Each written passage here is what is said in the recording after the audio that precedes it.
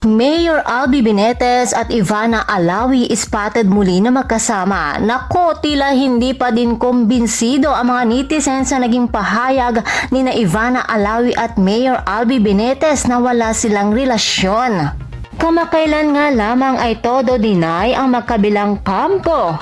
Giit na mga ito, wala silang relasyon at magkaibigan lamang ang mga ito. Subalit, pinagpepestahan muli ng mga netizens ang isang viral screenshots na muli raw na ispatan sina Ivana at Mayor Albi na magkasama.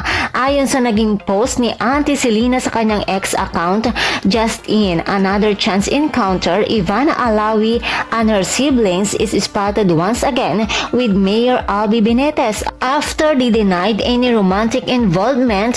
Is this a recent photo? Has it been photoshopped? Only time will tell. At ayon naman sa naging komento ng mga ilang netizens, makananay si Ivana, kinuhang jowa kamukha ng nanay niya.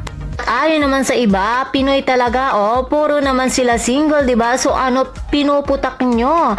Baka magkasama for business po. Hinamo naman si Ivana na mag-jowa reveal na ito. Ayon sa komento, basta kung anong sinabi niya, yun na yun. Nasa tao na lang kung ayaw maniwala. Problema na nila yun. Sana nga ilabas na yung tunay na boyfriend ni Ivana para magising na yung mga chismosang palaka na kokok ng kokak ang iingay.